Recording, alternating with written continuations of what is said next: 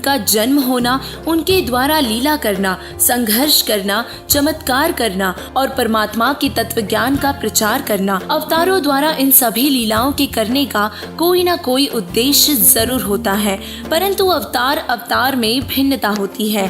3 लोक के भगवान जब अवतार धारण करके पृथ्वी लोक पर आते हैं तो उनका उद्देश्य केवल अधर्मियों का नाश करके विश्व में शांति स्थापना करना होता है।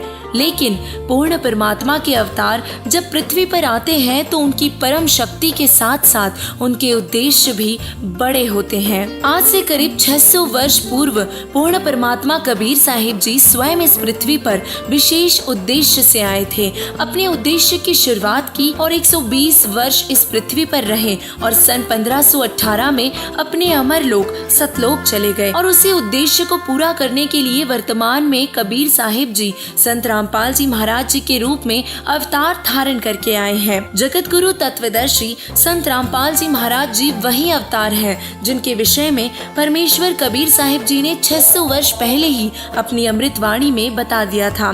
कबीर साहिब जी ने अपनी वाणी में उस महापुरुष के आने का जिक्र करते हुए कहा था, 5 सहस और 500 जब कलयुग बीत जाए, महापुरुष फरमान तब जग तारण को आए। कलयुग बीते 5500 पाचा, तब ये वचन मेरा होगा साचा। कलयुग बीत जाए जब एता, सभी जीव परम पुरुष पद चेता। कबीर साहिब जी ने बताया कि कलयुग के 5505 वर्ष बीत जाने पर वो महापुरुष परमात्मा का फरमान लेकर जगत का कल्याण करने के लिए आएगा। आगे भविष्यवाणी करते हुए कबीर साहिब जी ने ये भी बताया कि वो अवतार विश्व में शांति स्थापित करेगा, उग्रवाद, चोरी, रिश्वतखोरी जैसे कुकर्मों को खत्म कर देगा और 5505 वर्ष कलयुग बीत जाने पर सभी जीव एक होकर परम पुरुष परमात्मा की भक्ति करेंगे। वर्तमान समय में देखा जाए तो आज का समाज इतना स्वार्थी हो गया है कि अपने स्वार्थवश किसी भी हद तक जा सकता है। धन संग्रह करने के लिए चोरी, रिश्वतखोरी, डकैती और ठगी करना तो आम बात हो गई है।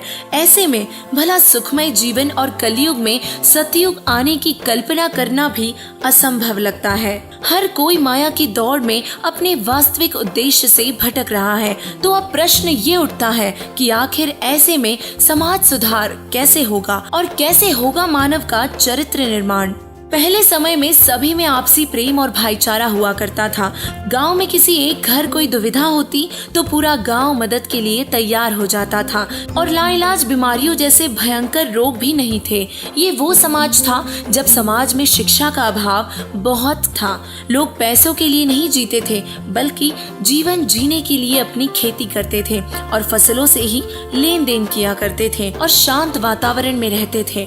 परंतु शिक्षा के आने के बाद समाज में माया की दौड़ शुरू हो गई। जिसके पास अधिक धन है वो अभिमानी हो गया और किसी की मदद करना तो दूर बल्कि लोगों का मजाक बनाना उसे अच्छा लगने लगा। आज गरीब और भी गरीब हो गया और अमीर और भी अमीर हो गए। लोगों में प्यार रहा ही नहीं और सब स्वार्थी हो गए। और ये तो सभी जानते हैं कि जब जब अधर्म बढ़ता है तो अवतारों का पृथ्वी पर आना होता है और ऐसे अधर्मी लोगों को सुधारने के लिए पूर्ण परमात्मा कबीर साहिब जी संत रामपाल जी महाराज जी के रूप में अवतार धारण करके इस पृथ्वी लोक पर अवतरित हुए हैं। आज से सैकड़ों वर्षों पूर्व महान भविष्यवक्ताओं ने ऐसे समय की भविष्यवाणी की है जब हर तरफ सुख, शांति और राग द्वेष रहित परमार्थी समाज होगा। और इस भविष्यवाणी के अनुसार ऐसा समय आने वाला है जब चारों तरफ हो सुकून का पहरा, ना कोई राग द्वेष हो।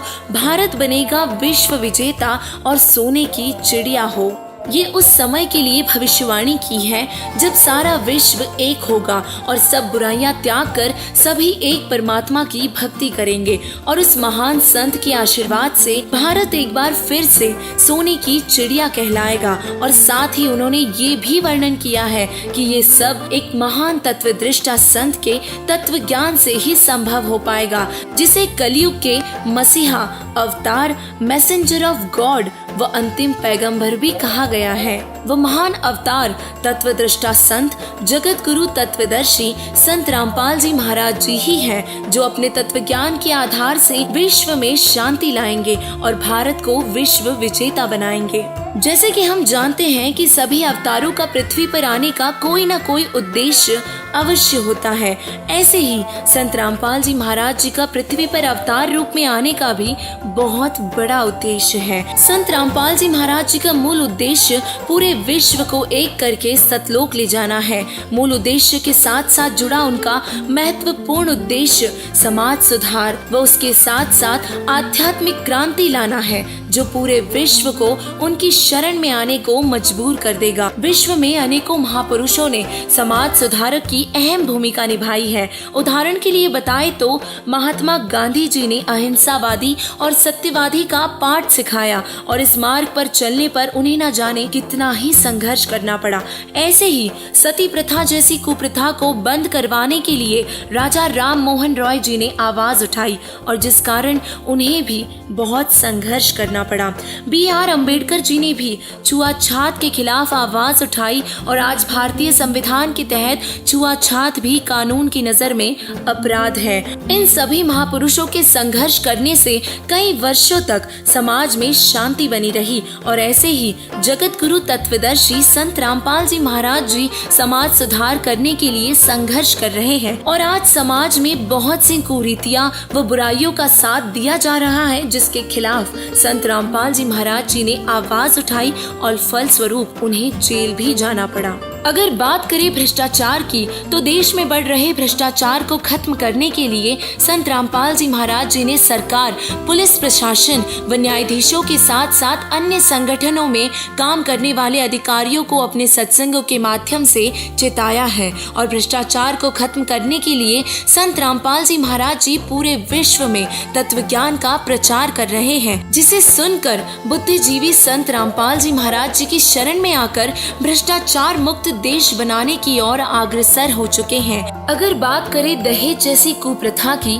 तो आज गरीब की कोई नहीं सुनता। सबको माया चाहिए और पैसों से बढ़कर आज किसी के लिए कुछ भी नहीं है और ऐसे में बेटी की शादी करने में भी पिता खुश नजर नहीं आते। वजह है दहेज। दहेज एक ऐसी कुप्रथा बनकर रह गई है जिसका कोई समाधान नहीं कर सका, परंतु संत रामपाल जी महाराज जी के अनुयायी ना तो दहेज लेते हैं और ना ही देते हैं, जिससे समाज में अच्छा संदेश जाता है और इसी नियम के चलते गरीब व्यक्तियों को भी राहत मिली है, जिस कारण दहेज के कारण ना तो बेटी उत्पीड़ित की जाती है और ना ही पिता को कर्जा ना उतार पाने के लिए आत्महत्या का सहारा लेना पड़ता है। समाज को नशे से राहत। हर नशीली वस्तु पर चेतावनी दी जाती है कि यह सेहत के लिए नुकसानदायक है, इससे कैंसर हो सकता है, परंतु पूरे विश्व में नशे को अमृत तुल्य माना जाता है। बीड़ी, शराब, सिगरेट, सुल्फा, अफीम, गांजा, हुक्का और भी विभिन्न प्रकार की नशीली ड्रग्स को आज ऐसे शौक से ग्रहण किया जाता है जैसे इससे अच्छी व सेहतमंद चीज और कोई नहीं।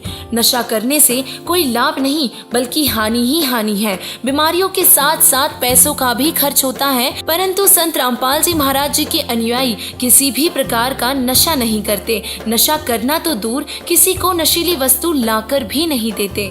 मांसाहार से निषेध। संत रामपाल जी महाराज जी हिंसा के सख्त खिलाफ है। किसी भी अनुयायी को मांस का सेवन करने की अनुमति नहीं है। मांसाहार राक्षसों का आहार है और संत रामपाल जी महाराज जी भक्त समाज तैयार कर रहे हैं। बॉलीवुड से राहत। संत रामपाल जी महाराज जी के अनुयायियों के लिए फिल्में देखना, गाने सुनना, गेम्स खेलना बिल्कुल भी मना है और यह नियम सभी फॉलो भी करते हैं, जिससे बच्चों में अशुद्ध विचार प्रवेश ही नहीं होते और सत्संग सुनने से उनका मन पवित्र रहता है। इन सब के अलावा चोरी, रिश्वतखोरी, डकैती, लूटना, ठगना जैसी सभी बुराइयों को संत रामपाल जी महाराज जी अपने तत्व ज्ञान से जड़ से खत्म कर रहे हैं, जिससे समाज बुराइयों रहित हो रहा है। संत रामपाल जी महाराज जी का उद्देश्य समाज को बुराइयों व पाखंड रहित करके स्वच्छ करना व युवाओं में नैतिकता और आध्यात्मिकता जागृति लाना है। वे समाज से जातिवाद व जाति पाति के भेदभाव को हमेशा के लिए खत्म कर देना चाहते हैं और आपसी झगड़ों को खत्म करके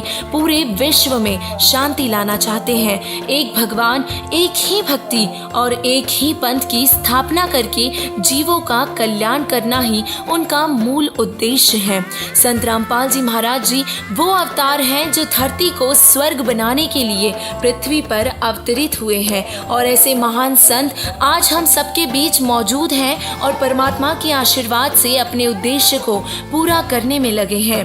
दिन रात एक करके वो इस मिशन को पूरा कर रहे हैं, जिसका परिणाम स्वरूप आज भारत देश की जनता के साथ साथ विश्व में भी उनके अनुयायी सुख व शांति का जीवन जी रहे हैं। और आप सभी से हमारी टीम की तरफ से हाथ जोड़कर विनम्र प्रार्थना है कि जगत गुरु तत्वदर्शी संत रामपाल जी महाराज जी के इस पावन उद्देश्य को